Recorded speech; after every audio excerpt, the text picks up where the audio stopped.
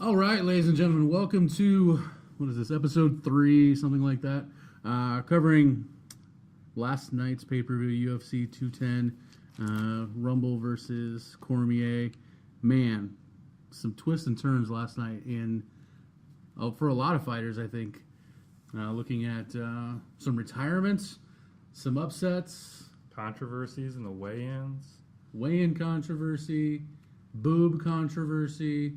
That's my favorite, boob controversy. I mean, I'm all about boobs, so we'll talk about some boobs here in a second. We've got some judging and referee issues. The New York State Athletic Commission is awful.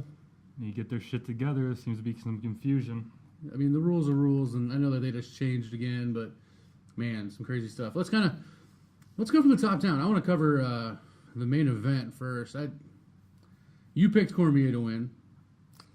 Pretty much same thing I'd imagine would happen for Cormier. Grappling, wear it out, take it to the ground. But he didn't take it to the ground. Johnson took it to the ground, and that was bad news bears for him.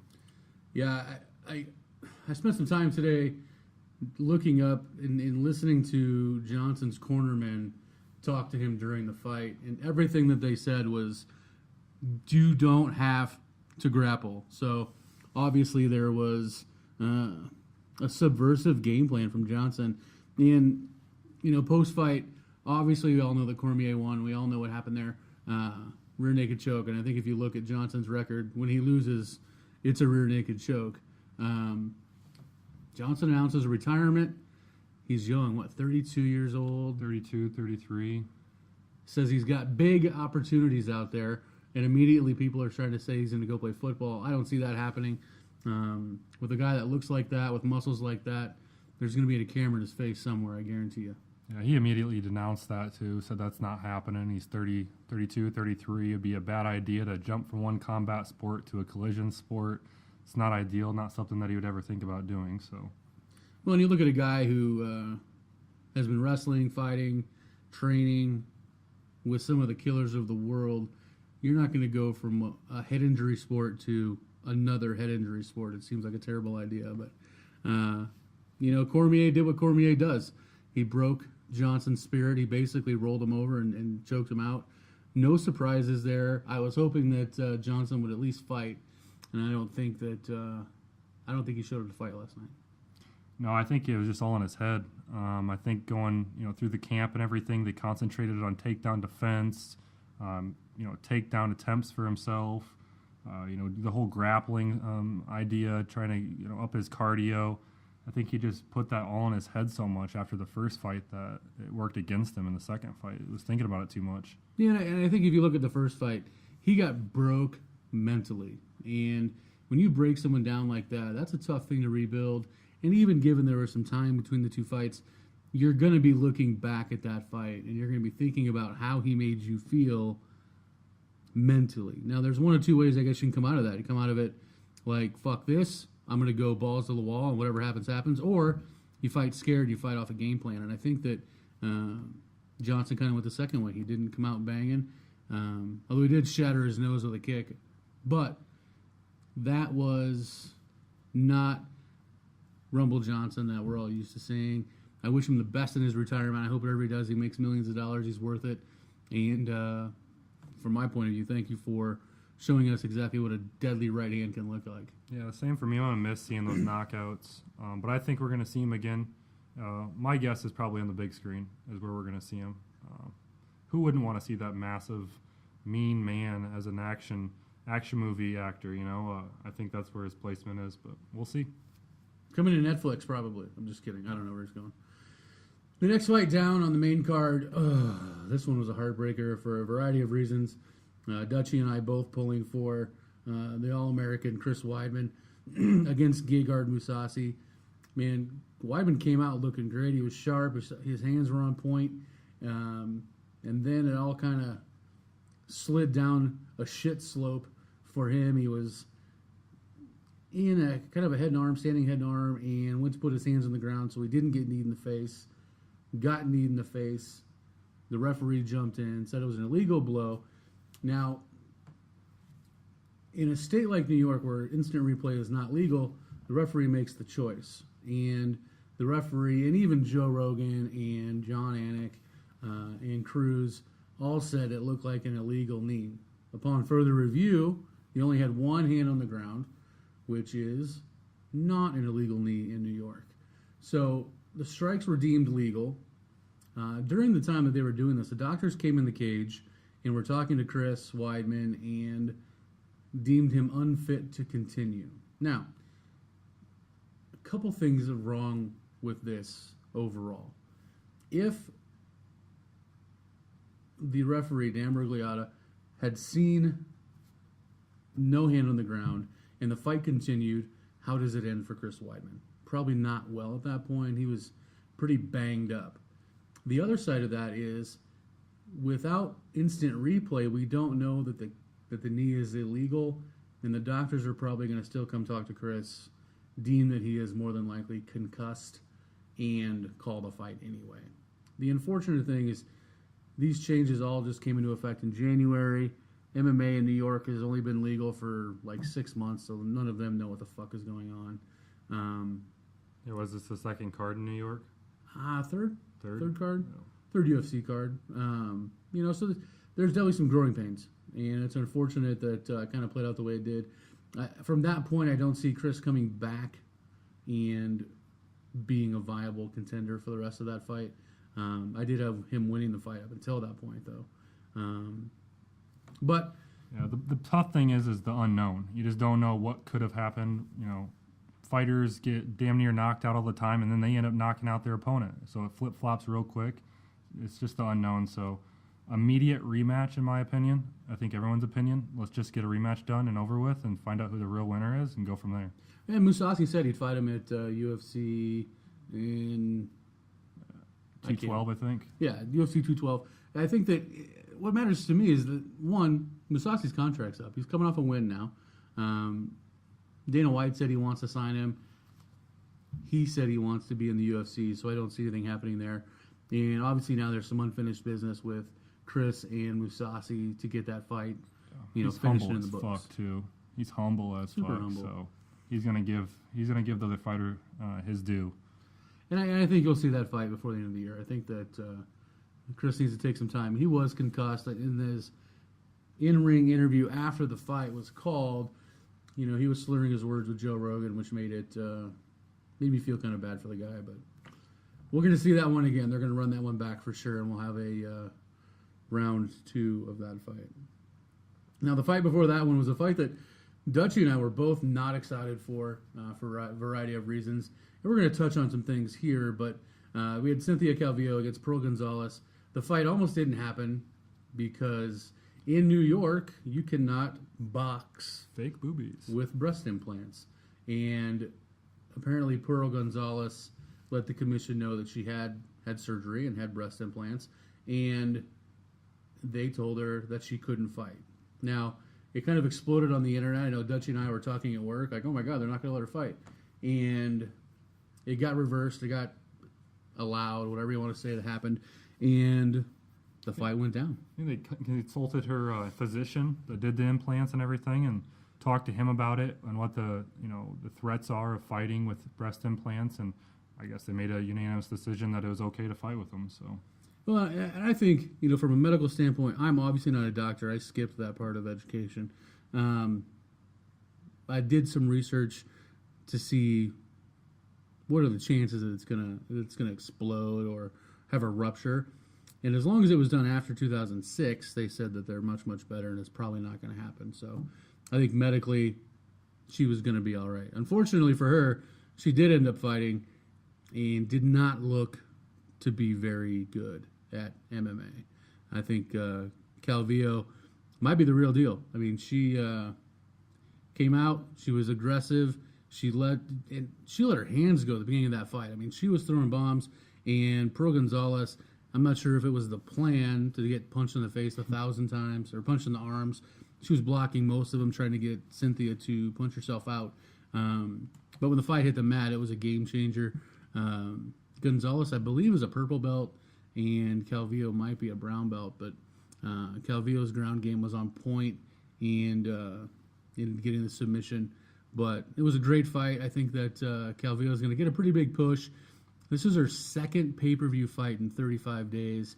She's actually on the main card of 2 UFC pay-per-views in a row. The last fighter to do that was Tito Ortiz. So she's in kind of rare company there. I wouldn't be surprised to see her at Fight Week at July 8th card. Yeah, she didn't take no damage, so. Yeah, she didn't get hurt at all. She did say she wants to take some time off, but she also said she wants to fight before August, so she gets 6 fights in 1 year. Here's a little stat for you. She went pro in August of 2016. It is April of 2017, so she is on a rocket trajectory and doing quite well for herself. Now, to see her against some other people in that division, I don't know about her going against Joanna for the belt anytime soon. We'll see. At that strawweight division, there's not no knockout power. You don't take massive blows in that division, so if you have a good scrappy ground game, you're slippery, you can transition from ground to standing up quickly in scrambles, that's going to work out good for a strawweight, and she seems to have that. So I don't think, even if she loses some fights, she's going to be here for a long time, I think, as long as she keeps fighting. She's not going nowhere. She'll be top 10 at least for quite a while. And we'll see the rankings when they come out. She might jump in the top 10 after these first rankings. And I think that, this division, it's so light on talent. Having a loss or two isn't a big detriment. I mean, Rose Namajunas, who fights next weekend, has got a couple losses, and she's still very, very highly ranked. So, good job for Cynthia Calvillo. She looked amazing. She even quoted Nick Diaz after the fight and said, "I'm not surprised, motherfucker." So, anybody who's got that kind of panache after a fight, I'm always going to go for. Next down on the card, oh, by the way, we both picked Cynthia to win, so we at least both got that one right. That was good. Yeah, we both picked Mousasi, too, so whatever. Next on the card was Thiago Alves versus Patrick Cote. Man, let me tell you, Alves Thiago's back. Looked amazing. Footwork, head movement, his combinations were on point. He hit Cote with a right hook in very, very close space and dropped him like a sack of potatoes. Man, his combinations were amazing. Those leg kicks he was cracking him with. Slapping those knees. No. I don't want those ever in my life. I can tell you from someone that's been kicked in the legs, it's not a good time. And, man, Thiago looked amazing. He barely ever got hit. He was slipping punches left and right. Yeah, and even when he got hit, it was at the end of a jab maybe or two, but it wasn't bad. He looked great after the fight. I think he had a little mouse under his left eye, but, he looked great. After this fight, Cote retired. Now, he did this before, obviously, the main event, but so he started a trend. That's weird, yeah. 2 fighters retiring on the same card. That's just unusual. And I think if you guys roll it back, if you run it back to when we were talking about our picks and everything, we probably both mentioned that Cote was on the end of his career. Yeah. Neither of us probably figured that this was his last fight. He is a durable guy. He's got a lot of fights. Good luck to him in retirement, though. Yeah. Next, something that will surprise no one. We got another one right together. Will Brooks versus Charles Oliveira. Man, Will, the underwhelming Brooks. He is not qualified to be fighting Charles Oliveira. That was a destruction. He just looked inept, like he didn't know what to do. And this is a guy that beat Michael Chandler, who is one of the top-rated people in that division in Bellator twice, and can't get past anybody in the UFC. So, there's a lot of people, myself included, who talk about MMA math, where if you can't beat X, then you can't beat Y because X beat Y before. So, Will Brooks, is that 3 in a row? 2 in a row? That would be. He's 1 and 3 in the UFC? He's 3. That's his second loss in the UFC, so he's 1 and 2 now. And hasn't looked great in any of his fights. I think that Will Brooks needs to look at something else to do. He didn't look great. Oliveira looked fantastic in this weight class. I think he came up to this weight before he was fighting lighter. So fighters like this that come into the UFC from the Bellator, and I see this kind of performance, kind of puts a bad taste in my mouth about Bellator sometimes. How was he so successful at Bellator, and he makes a simple jump to the UFC, thinking that it might be a slight upgrade as far as fighters competition, but complete letdown so far. He just doesn't even look like he's qualified to be in the UFC whatsoever, to be honest. I think if you look at Bellator, and I'm a Bellator fan, I think they put on some good fights. They put on a shit show too sometimes, but in the last couple years, they've changed their talent pool. And Will Brooks was kind of from the old school, back when Bjorn Rebney was running it, and it was a shit show then. And their business model has changed to Bellator, where they're gonna have those legend fights that maybe nobody really wants to see, but it still pulls in numbers. And you're looking at an organization that does 99.9% of their fights for free. I'm okay with it. I'll watch free fights even if it's a shit show. But I think you're going to see some better level talent in Bellator, especially with them signing some bigger names from the UFC and creating kind of a parity in the leagues. I think in all 3 fights that he's fought in, he's given up his back, which just seems so easy for his competition. You just immediately give up your back every time it goes to the ground. All 3 fights have went to the ground. And if I'm going to give up my back to somebody, it certainly is going to be Charles Oliveira, who's got a nasty crank. He had that behind his head, and if he wouldn't have tapped, I'm pretty sure Oliveira was going to break his jaw. Submissions are his expertise. As a matter of fact, I think I wrote down here that Brooks was going to lose via submission. That's exactly what happened. Gave it up early. Now, one other fight we want to talk about, and before we get to kind of next week's fights, and we'll talk about those, but Miles Jury, we both said that he is due. He came out of nowhere. He was undefeated for a while, lost a couple tough fights, got that body kick from Donald Cerrone, which would put any normal human being down. But he destroyed De La Torre. I think Dutchie looked it up. 44 significant strikes from Jury to 2. Not 2-2. To 2 from Mike De La Torre. Dose. Yeah, dose. That's not real good if you want to be fighting UFC. He was landing some elbows that made De La Torre look like Carrie from the movie Carrie, with the pig's blood dripping down her face. It was bad, and obviously Miles Jury didn't take any damage in this fight, so you might see him fighting again very soon. He looked great. Yeah, I think maybe that break he took. He took a 2-year break or something about that time frame. 2 years, and then he came back and he had a rough go of it right off the bat. So I think maybe he's just settling in, getting into his training regimen again, getting used to being in the cage. Hopefully he's back on the scene because he's young, lots of talent. I think he might make a push back up the ranks. Yeah, I think like you said, taking a break is never a bad thing. I mean, you're looking at guys who get punched in the head, and we're talking not about your face, but about your brain, and you're going to have things that don't go away after a 3-month break. And it's not like when you take a break, usually, or after a fight, you just sit at home and get fat. Usually you're still training. And in training, you get hit in the head. It's the way it goes. You're just not going through camps as much. So. Right. And I think hopefully, what Jury's did, took the time off and refreshed him. Got his brain healed up a little bit. Yep. But I look forward to hopefully seeing him maybe in July, but very, very soon back in there, elbowing the shit out of somebody else's face. He keeps fighting like that. There's some promising future. No, that is for sure. The only other fight I really want to talk about, everything else is pretty non-eventful. Gregor the Gift Gillespie.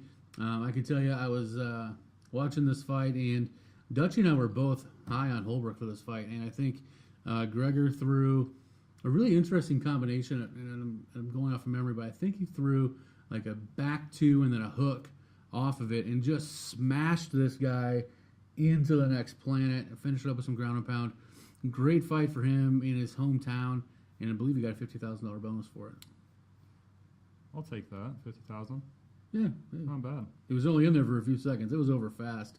But overall, good card, lots of controversy. And controversy isn't bad. I mean, it's one of those things where if there's going to be some controversy, that's okay because Get people talking. The news out there. Exactly. I've always said there's no such thing as bad publicity as long as you spell my name right. And that is very, very true, even for the UFC. If you look at the weigh-ins, there was some drama because Cormier came in for a 205-pound fight, hit the scales at 206.2, walked to the dressing room, came back out literally like 2.5 minutes later, and hit 205 on the dot. Sounds like magic. Well, I would expect the Athletic Commission to look into that. there has to be something done. You know, that can't happen on a regular basis. You let it slip once, other fighters will start doing it.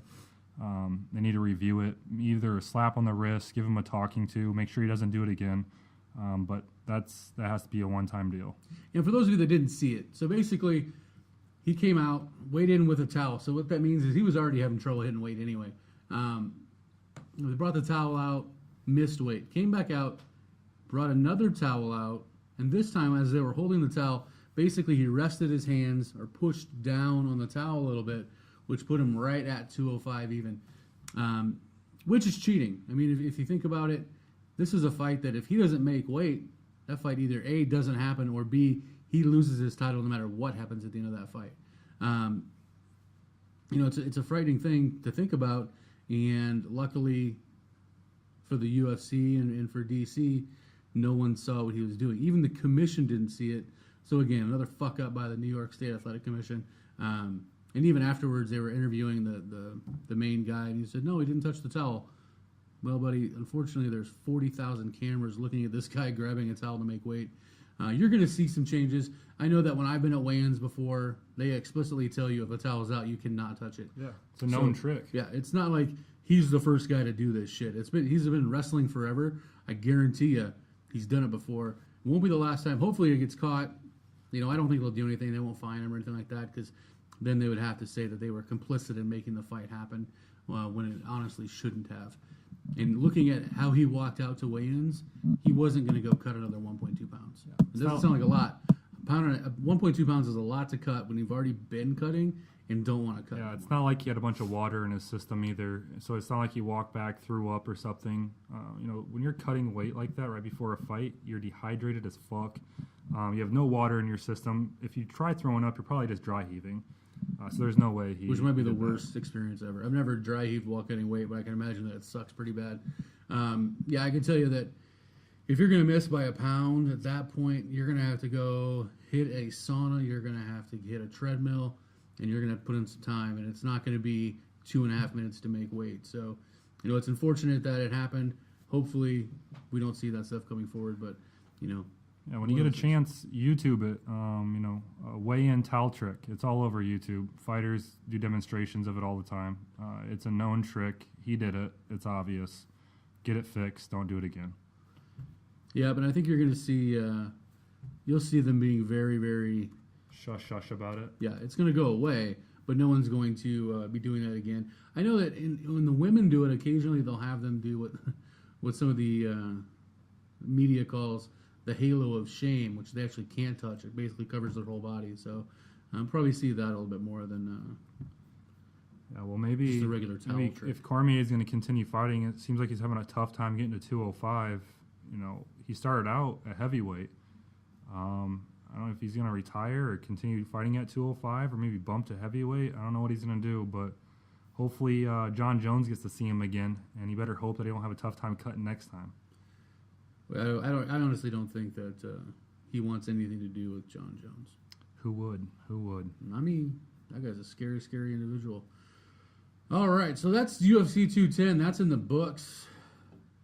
Next weekend, though, April 15th, UFC Fight Night in Kansas City. I'm pumped for this. It's it's one of those things, man. I feel bad. Johnson versus Reyes. This guy cannot catch a break. Johnson is arguably the number one fighter in the world, pound for pound. Oh, I would definitely strong argument. It's just tough because he's a little guy. So you see bigger fighters that are so dominant.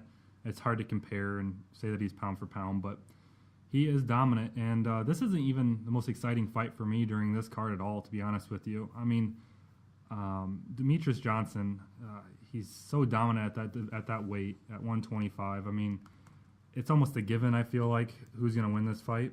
The main fight for me is Whitaker and Souza. I am pumped for that. I think it's time for Whitaker. Whitaker is about to jump on the train to go to number one, I think. So I'm pumped for that. I'm excited for the Johnson fight. Demetrius Johnson is a beast. He's basically been untouchable since he became champion. He just runs around people. Wilson Hayes is no joke. He's got power, but I don't think he can last 5 with Demetrius. We can jump down. Jacare is a murderer. Whitaker is a murderer. That's going to be a great fight. But let's go, even if you look down at the bottom of this card, this is a great fight card, and it's free. Yeah. I mean, this is great. Of course, for those of us here in the Midwest, we could always just drive there, pay $200 a ticket, and sit ringside. But I'm going to watch it on television because I'm cheap. But this card starts off with Ashley Evans Smith against Ketlin Vieira. Ketlin Vieira 7-0. Ashley Evans Smith just fought not that long ago. She lost to Raquel Pennington last. And I don't think she looked great in that fight either. She lost by bulldog choke. Yeah, that's embarrassing. Yep. If those of you don't know a bulldog choke, think of every fight that ever happened in middle school, and that's basically a bulldog choke. She's a heavy hitter, though, so I like to watch her. She does have hands, that's for sure. 60% of her professional fights, again, she's 5-1, so 6 fights so far, but 60% end in KO or TKO victory for her. So she's a heavy hitter. She likes to stand and land some blows. Which I always like to see anybody want to do that. But she's Ashley Evans Smith coming off a loss. We got Caitlin Vieira. She's undefeated. First fight of this is going to be on Fight Pass, but it's going to be, I think this will be a great, great fight. I think it's going to be two girls banging it out. If anybody knows me, I love watching girls fight for a variety of reasons, but girls leave it all in the cage. There's zero trepidation. There's zero just holding it back. It's all go, no quit. Yeah, both of these fighters, from the little research that I've done, Caitlin Vieira, this is going to be her second fight in the UFC. She's 1-0. Her last fight came via split decision against Kelly Vaskoltz.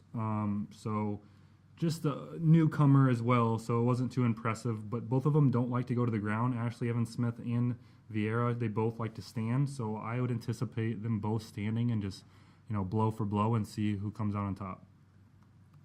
Yeah, I think that's what you're going to see. You're going to see, hopefully they just get in the middle of the ring, draw a line, and just see what happens. I think that's probably where that's going to go. Yeah, I think that's a good fight to start the card. I think it's going to be exciting. It's a great opening fight. I wish more people got into Fight Pass and did the paid the money for that or used my account like some people do. Not naming no names. But it could happen. It could happen. But I think what you're looking at is a great open to the card, regardless of Fight Pass or not. It's going to be a fun one. Next up, Zach Cummings. We've got Zach Cummings against Nathan Coy, whose nickname is Soul Force. Is that his real nickname? It is, yeah. It's weird. Whatever that means. I don't even know. He's got a hairy chest too. Nothing wrong with that. No, I don't have any chest hair. I'm like a child. So he's biased. Yeah, I'm biased. I like clean chest. Zach Cummings is 20-5. Nathan Coy is 15-6. So these guys got a lot of fights, high rates of knockouts and submissions. Unfortunately, Coy's got a 53% decision rate as well. Mm-hmm. Shorter reach, way shorter reach on this guy.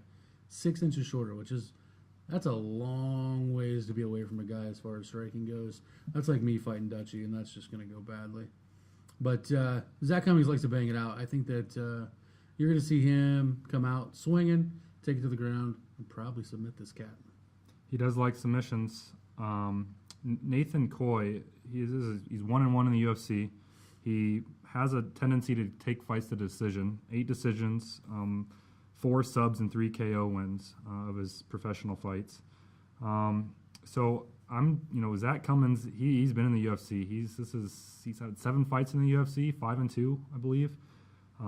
Loves submissions, but he also bangs as well. So it's hard not seeing who's going to come out on top on this fight, but we'll see. That's why we have the fights. Yeah, I think it'll be a good fight again. Another good Fight Pass card, or fight on the Fight Pass card. So should be some good things there. Next fight, Aljamain Sterling. I just watched him do the magic towel trick on YouTube. It was pretty funny. Aljamain Sterling against Augusto Mendez Takuhino in the Funk Master. I just gotta say, Aljamain Sterling's his name's Funk Master. That's a good one. That has to be top 10 in my opinion. That's a hell of a name. Funk Master Flex, baby. It's a reference that a lot of the kids won't get, but Funk Master Flex was the man. But these guys, this is going to be one of those fights. Might turn into a chess match. Might just go to the ground. Not a lot of knockouts and TKOs from these cats, but a ton of submissions. So if you like the ground game, this fight's probably going to be right up your alley. I show a 42% submission rate for Sterling and 67% submission for Mendez. Of course, he's from Brazil, so that means his Brazilian Jiu-Jitsu is going to be amazing. Yeah, it's kind of surprising that a number 8 ranked fighter in Aljamain Sterling is, on the early prelims like this. But I'm a big fan of his. I think he's a young up and comer. Has a hell of a lot of potential. His basis of his attack is wrestling, but then he adds in scrambling. He's probably one of the top fighters at his division for transitioning during scrambles. From a wrestling standpoint, he's a hell of a scrambler. So if it goes to the ground, which I think it is, Sterling's going to have the advantage. And just by doing a little research of mine, but Sterling's struggled with higher competition. I don't know a whole lot about Mendez. He lost to Cody Garbrandt. It's a big name. He got beat TKO there. But Mendez is a jiu-jitsu artist. He does a lot of transitioning from the ground game as well. So it should be a ground all the way. And me personally, I'm a big fan of Sterling. I'm excited to watch that fight. Yeah, I think it's going to be a good one. I love to see a guy with a 6-1 record in the UFC. Going to do good things. His one lone loss is to Cody Garbrandt, who's world champion now, so you really can't take that away from him. And you'll see this fight's going to go to the ground. It's not going to be standing very long. Should be a good one, though. It should be fun. Next fight, we've got more or less a local boy. We've got Anthony Lionheart Smith against Andrew El Dirte Sanchez. That's a pretty amazing choice in nicknames. The dirty one. So we've got Anthony Smith. This kid's got so many fights. He's got 38 pro fights. He's 26-12 against Andrew Sanchez, who's 10-2.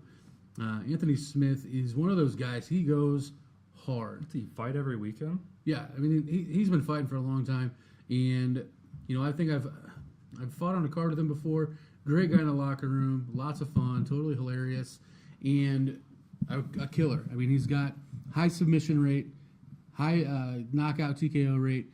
8% of his fights are decisions. So you're not going to see the final bell with this guy, win or lose. And you're going to have him against Andrew Sanchez. 20% of his fights go to the bell. So you're probably going to see these guys meet in the middle of the cage and duke it out.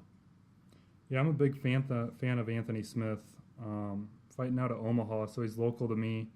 I believe Disorderly Conduct is the gym he fights out of. He's 2-1 in the UFC. Lost to Cesar Ferreira by decision in his last fight. For his weight, both of them fighting 185. He is a tall motherfucker, 6'4", 6'4" at 185. So he's gonna have the height advantage in this fight. Lots of experience, only 28. And going up against Andrew El Dirte Sanchez. I was looking up him a little bit. I'm not too familiar with his background. He was a previous light heavyweight. So that's pretty crazy. He's coming down to fight at 185. He's 2-0 in the UFC. Both of his wins are by decision. So it seems like so far he's having a hard time finishing fights. He fights somewhat locally out of St. Louis. So I'm excited to watch this, see how Sanchez converts to, rather than light heavyweight, fighting at a 185 weight. Should be interesting to see how well his cut went. And that's probably why you'll see those decisions is he couldn't hang or he couldn't knock out or he couldn't submit guys that are UFC caliber at 205. Yep. But dropping 20 pounds down to 185 and then welcoming him with Anthony Smith is a tough go. That cat loves to throw punches. I've seen him fight in victory a few times, and he loves to drop elbows in the corner. And I think this will be a good fight. This will be a scrap. You're looking between the two of them. They're averaging 58% knockout TKO rate. So this is going to be a fun one. Playing on them both staying on the feet. I wouldn't be surprised that the fight doesn't go to the ground whatsoever. Yeah, and if it does, I can see Smith just getting right back up anyway. Yep. All right, now time for the headliner on the Fight Pass early prelims. There's a lot of Fight Pass fights. There's 5 Fight Pass fights. Some good ones, too. Yeah, it's good. Hopefully people will start subscribing. I think take advantage of this, guys. Now we got Devin Brown Bear Clark against Jake the Prototype Collier. I know I've seen Jake fight before. He's 10-3, but we got two guys who have high knockout rates. 50% for Jake Collier, 43% for Devin Clark. Are these guys really fighting at light heavyweight? Yeah, 205 pounds. And if you look at their pictures, neither of them look like Well, 205 pounders. I'm curious whether or not this is a mistake here because both of them, their previous fights were at 185. Just an FYI. So I was looking into this a little bit. Both of them are previous middleweights. So I'm not sure if the UFC made a typo when issuing this fight at 205, but they don't look like 205 fighters, and they're both previous middleweights. So a little confusion there. I'm not too sure what it's really going to be at, whether it's light heavyweight or middleweight. So I guess we'll find out. Either way, it looks like it's going to be a scrap. And we've got, Devin Clark, he's 7-1. Collier's 10-3. High TKO rates. The only downside I see in this one is Devin Clark. It looks like if he doesn't knock you out, he's going to the belt. Yep. Yeah, does have heavy hands. It's surprising that he considers himself a wrestler, though. FYI, he bases his game off speed, power, and wrestling. Another shout out though, he's local, Sioux Falls, fighting out of Jackson Wink MMA. So another local guy. There's a few local guys in this card. He's got great takedown defense as well. 100% takedown defense in his career. So good luck taking this guy down. These guys are going to end up standing and banging as well. Fight Pass prelims look to be just a murderer's row of people getting knocked out, hopefully. Yeah, I think that's going to be a good start for this card. Keep it going throughout the main event and through the Fox prelims as well. That is what's next. The Fox prelims. Again, these are going to be some good fights. You've got Louis now I'm only saying this because that's how it's actually said here. Louis the Last Samurai Smolka against number 9 Tim Elliott. These guys are both ranked. Smolka's 12, Elliott 9. Good records. Smolka's last fight, did he knock somebody unconscious last time? No, he's actually Smolka's on a 2-fight losing He streak. did knocked unconscious last time. That could be where I saw him. His last fight was against Ray Borg. He lost by decision. Because he's one of those guys that had a lot of buzz and then kind of fell off. He does have 2 Performance of the Nights under his belt, so I think his last fight he beat or his last win, I should say, was against Ben Wynn by TKO. But other than that, I don't recall him knocking anybody out too severely. But Smolka, like I said, 2-fight losing streak. He's a hell of a grappler. Comes in at ranked number 12 in the flyweight division, 125. He's mainly grappling. You won't see him, knock out too many people. I don't think he doesn't have a whole lot of punching power. Where Tim Elliott, he might do a little bit of both. His last loss was actually against Demetrius Johnson, so he's fighting some high-level fighters. Lost via decision, so he took Johnson 5 rounds. And let it be known that Tim Elliott won that chance to fight Demetrius Johnson off the Ultimate Fighter. So congratulations on winning here. Have the toughest fight of your career. Didn't he fight in Titan previously, I believe? Yeah, I think he's a former Titan FC champion. I think he actually fought in the UFC, went to Titan for about 3 or 4 fights, and then came back, fought Demetrius Johnson, and took him a full 5 rounds. So he's impressive. He's ranked number 9, so number 12 against number 9. Elliott's a fast-paced fighter, always moving forward. Best when there's a scramble. He catches fighters when there's a scramble. So look for that. And he's kind of local, Kansas.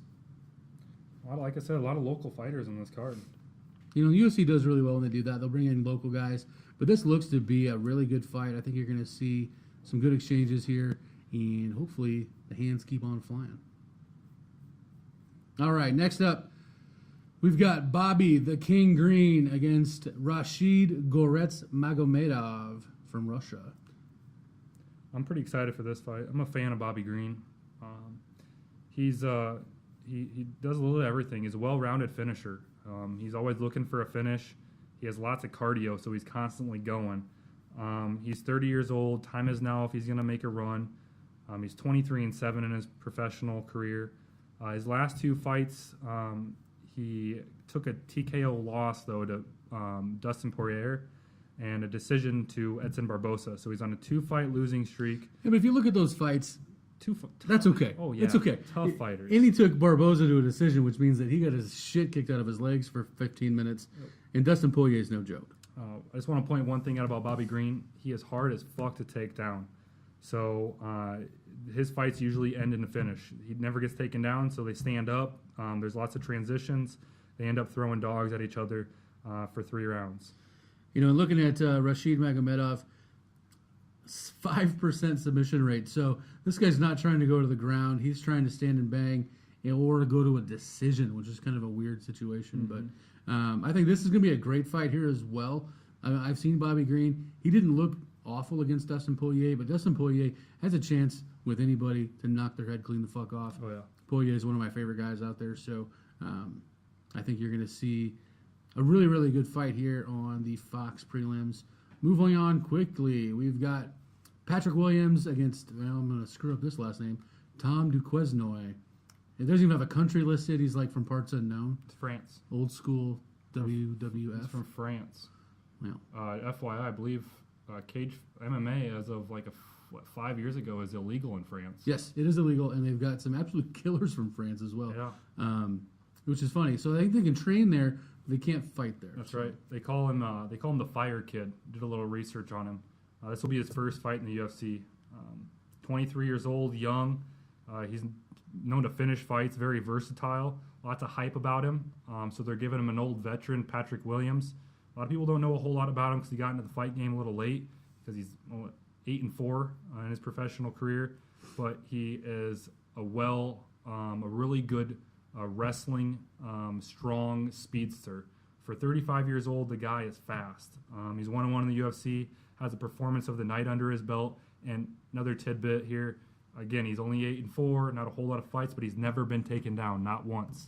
So that's pretty impressive, even if he's only had, 11, 12 fights. So yeah, but in 12 fights and never be taken down, that's a pretty impressive thing right there. Exactly. I think you're going to see this would be a good fight. I mean, looking at a guy who really no one knows anything about, he has a chance to really surprise some people and get his name out there, especially fighting on the Fox prelims. So a lot more eyes on him there. It looks to be a good scrap there before the Fox prelims main event. This one surprises me to no end, that this is on the Fox prelims.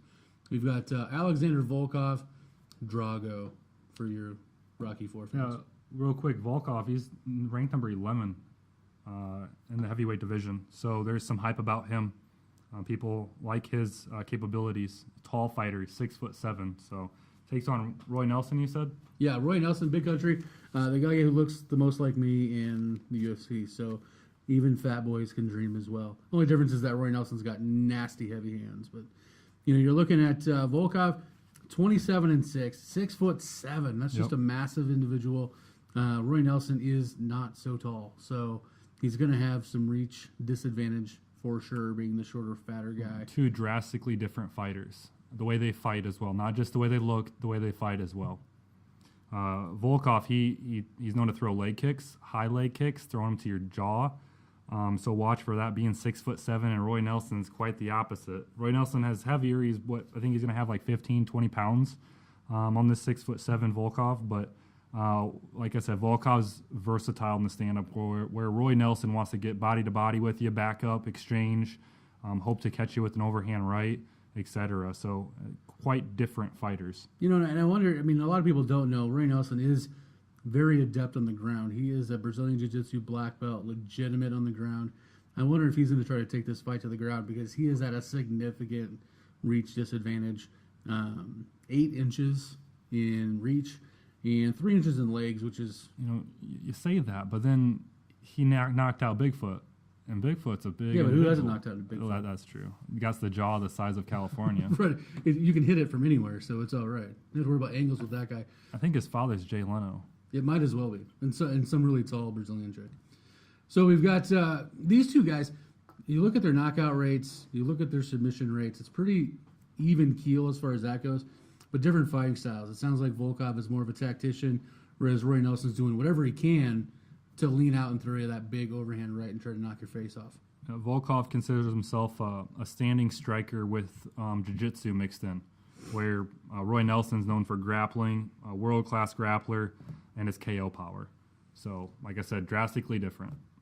I would be very, very surprised if this fight lasted the distance. I don't see this one going much further than the first or second round. And hopefully get to see a big belly rub out of Roy Nelson, just because I know it pisses off Dana White when he does it. Yeah, from what we've said, if it stands up, which direction do you think it's going to go from what we said? If it goes to the ground, it's going to go the other way, Roy Nelson's favor. So, Yeah, and it's all going to come down to Roy Nelson closing distance. I mean, as someone who's been in there, I'm not very tall. I'm about 5'11". I fought a guy who was 6'5". It is a huge thing to not be able to hit a guy when he can hit you. So he's got to be able to close that distance. But Roy Nelson's a vet. He's fought like in every organization ever. He's been around the world. But Volkov is also a vet. So yeah, he's 27-6, and we talk about Roy Nelson's power. And one major thing here is Volkov. He does not get KO'd. He's only been TKO'd once, so that's a big thing. Out of 34 fights, only been TKO'd once. When you're going up against a guy like Roy Nelson, so we know I'm pretty positive he got the jaw, he got the chin to be able to sustain some blows. All I want is if Volkov knocks him out, I just want him to go on the mic and say, "If he dies, he dies." Then I'm good. I'll be a lifelong fan. Thank you for doing that. Rocky IV reference. All right, next we move to the Fox main card. Going to be a barn burner to start it off. I love Jeremy Stephens. Heathen. Little heathen. Oh, little. From Iowa. So you got to love him on that. But or Des Moines? Yeah, he's from Des Moines, yep. And he's going against number 5 ranked Jeremy Stephens against Renato Moicano from Brazil. Kind of a contrast in records. We've got Jeremy Stephens, who's definitely traveled the world of fighting. He's 25-13 against Moicano, who is 10 wins, 0 losses, and 1 no contest. Significant difference in knockouts. Let's just talk about that real quick. Stephens, 68% knockout rate. If he doesn't knock you out, it's probably going to be a long night for both of you. Against Moicano, who's got 0 knockouts.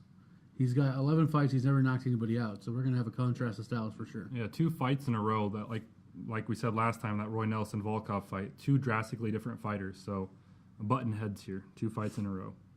When you see someone with 0 knockouts, you know what he's going to try to do right away is go for takedowns, get against the cage, grind it out, because 50% of Moicano's fights end in submission, which would mean that if you're any good at math, the other 50% end in decisions. I don't think, Jeremy Stephens is afraid of that, though. He's used to people trying to take him down. I think he'll be fine. Well, for his whole career, no one wants to get punched by Jeremy Stephens' right hand. He's just got lightning in there. Heavy hands. Heavy hands. He does have a reach disadvantage in this fight, but if you're looking against a guy who's 0% knockouts, Jeremy Stephens isn't scared to wade into the wildfire there. Yeah, Jeremy Stephens, we're talking about a guy that his last fight was against Frankie Edgar. He lost by decision. We're talking about world-class, MMA fighters here. So this is going to be a tough fight for Moicano. Yeah, and you look at, really, Jeremy Stephens' fight history, he fights killers. I mean, Dennis Bermudez, Max Holloway, Renan Barão, like you said, Frankie Edgar. These are all top 10, top 5 fighters in the world, and this guy Moicano isn't even ranked. So not sure what's happening with Stephens, why they're dropping him down in competition, but I foresee some violence out of those fists from Mr. Stephens. Me too. One last thing I'm going to point out about Moicano is I'm going to say this, but he's not tall. But he's a tall fighter. He's only 5'11", but when I say he's a tall fighter, he fights tall. He stands tall. He doesn't, have his chin down much, and he's really thin, small-waisted. He just stands tall as if a kickboxer would. So like a Muay Thai stance? Yes, yeah, exactly. So just watch out for that. I don't think that's going to be a good thing for him when he's fighting Jeremy Stephens. Renato, don't do that. Don't do that. It's going to go badly if you stand tall. All right, next up, we've got a fight that is my number 2 fight in this card for the ones that I want to watch. Jacare Souza, actually it's Ronaldo Jacare Souza, against Robert Whittaker. This is number 3 versus number 6 in an absolute stacked 185-pound division. If you're in the UFC right now and you weigh 185 pounds, you've got to be a murderer to even get noticed in there. So Jacare is 24-4, a murderer from Brazil. Ranked number 3. Yep. Against Whittaker, the Reaper from New Zealand. He's 18-4. These guys are both scary individuals. I happen to be a lover of Jacare for a variety of reasons, but one, on the ground, he is just... Yeah. You look at him, you never imagine that, though. He looks like a knockout specialist. Absolutely. Quite opposite. He has, 17 submission victories? I think most people would be surprised looking at him that that's what he does. He looks like a knockout badass, but I am quite different. I am a big fan of Robert Whitaker. I think he's going to have a title shot coming around the corner here real quick. He's in ranked 5 or 6 6 years when they finally figure out the 85-pound division. Exactly. But he's on a 6-fight win streak. I mean, that's no fucking joke at 185. That's a stacked division. So if he can be on a 6-fight win streak, I think he last beat Derek Brunson. He's an iffy fighter, but still, that's top quality competition there. But Whitaker is an unorthodox striker. I just love watching him. He's in there to finish fights. He's only been submitted once, which I love that because he's going against a guy, Souza, where he was trying to submit you. So this is going to be a great fight to watch, see who's better at their craft. Well, in Whitaker, a couple notes. His last fight against Derek Brunson, he got performance of the night and fight of the night. Very rare double bonus night. He's a murderer, and he's got a 94% takedown defense rate. So, you got somebody like Jacare who wants to go to the ground. He's going to have a tough fight ahead of him with Robert Whitaker. This is going to be a fight. These guys are going to be in there trying to kill each other. And if you know Jacare, he wants to sub. He wants to go to the ground and rip off an arm, choke you unconscious, do whatever he needs to do. And it's going to be a great battle, I think, between these guys. And one that really is going to help set up at least 2 or 3 fights down the road in the 85-pound division, depending on what happens with Bisping. But it's going to be an interesting fight. Indeed.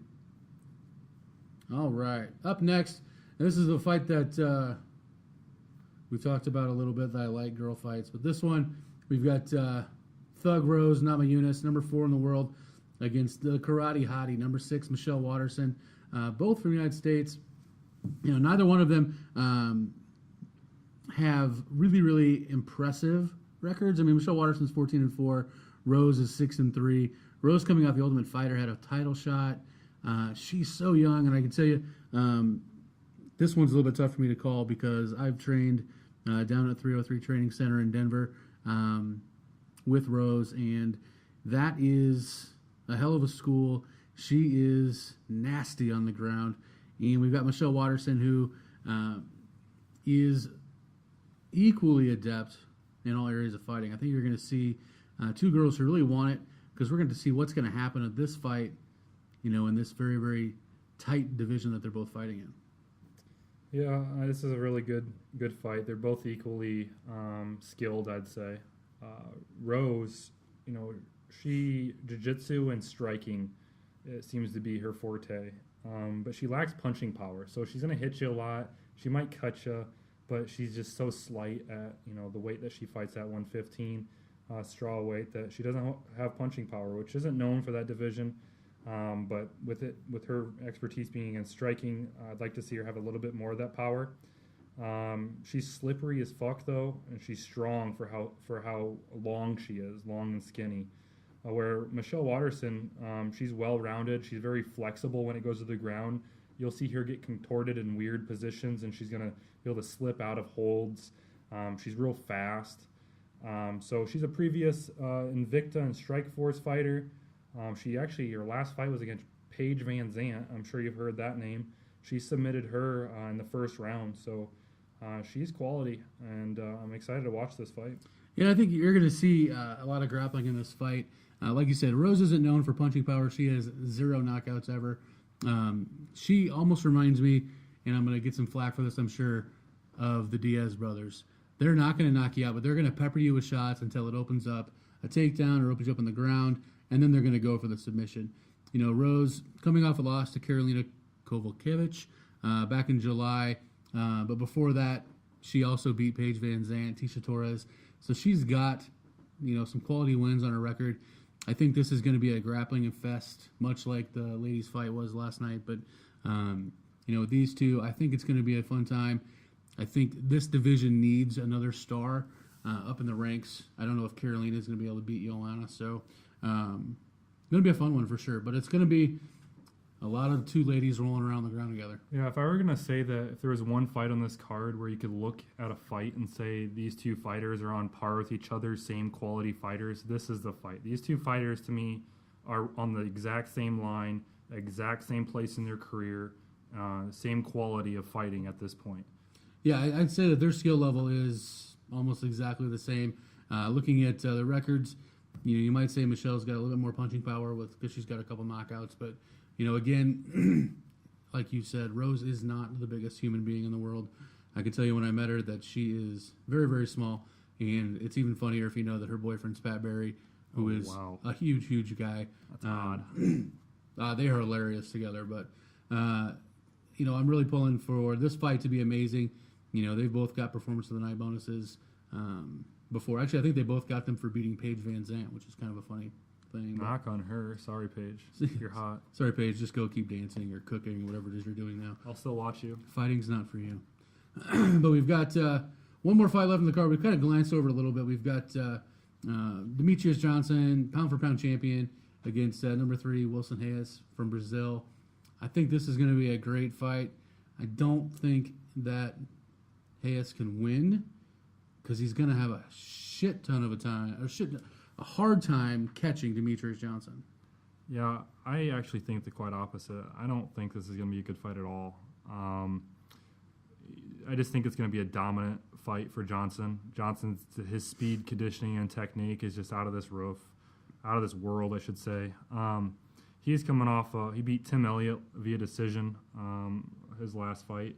So his last loss was against Dominic Cruz in fucking 2011. My God.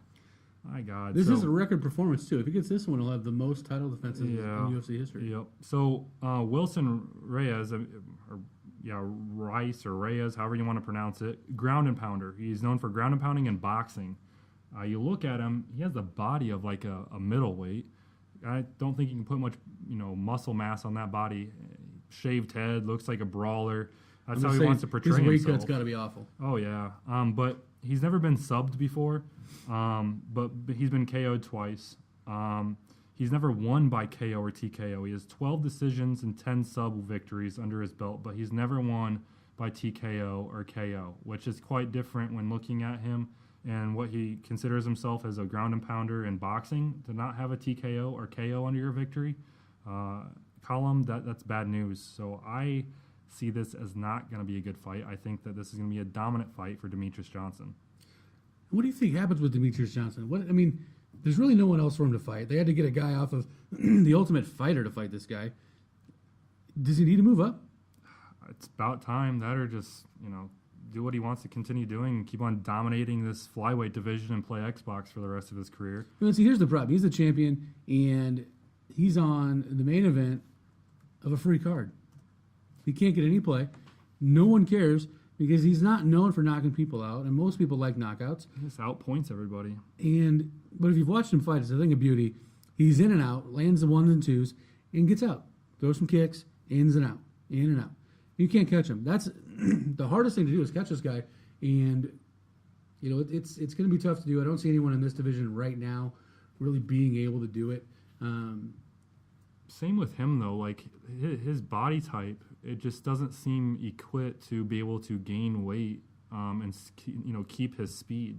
He has quite a bit of muscle mass on his body already, so I think he might be concerned about adding 10 pounds. Those 10 pounds, I'm not sure where he's going to add that. He's pretty chiseled at his body type right now. Well, and he doesn't have to weigh 100 and whatever pounds. That's true. He can just decide to fight there. That's true. As long as you're not overweight, they don't care. Someone needs to make a decision, either the UFC or Demetrius Johnson, though, because I think fight fans are kind of getting tired of watching this, him fighting on these fight night, cards and just outpointing everybody. We need to get him some fights that are going to give him some competition. And I just really wish that he would get a push, but it's hard to get excited for a guy who's going to go to a decision just outpointing people for 25 minutes. Maybe it's different if it's a 15-minute fight, but it's 25 minutes of a guy dancing around. I am a fan of Demetrius Johnson just because he's able to do that, but I'm also a fan of people getting knocked the fuck out. So it's hard for me to really root for the guy because I know what's going to happen. That's the other thing, too, is he's not known for his punching power or knocking people out. And if he goes up in weight, he's going to decrease his speed naturally somewhat, whether it's just 10 pounds. So he bumps up a weight class where those guys at 135, they punch harder. So he might be a little worried about how his game plan would be able to adapt at that 135 weight class. Yep, and it just he needs to go up in weight or go down in weight, fight somewhere else. I don't know. I'm pretty much bored with Demetrius Johnson. He's pound for pound champion right now because no one can catch him. Give him credit. I mean, he's a great fighter, but I want to see him get in a war. I want to see him in a slugfest, draw a line in the octagon, and just stand there and bang the shit out with somebody. But he's too smart to do that. It's bad when you sit here and look at this card, and to me, this isn't even going to be. You know, it's not going to be the best fight on the card. You know, it's not. Yeah, in my mind, looking at the card, it's probably not even in the top 4, which means it shouldn't even be on the main card. But you know what's going to happen. It's too easy to call. I agree. Of course, if I could see the odds, we'd be able to see that Wilson might be a good bet as an underdog. But don't take our advice for betting. The other news coming out from this weekend, Dana White, I'm not sure if he said it on purpose last night, but he did say that Cody Garbrandt and TJ Dillashaw are fighting on the UFC fight weekend, fan weekend in July, on July 8th.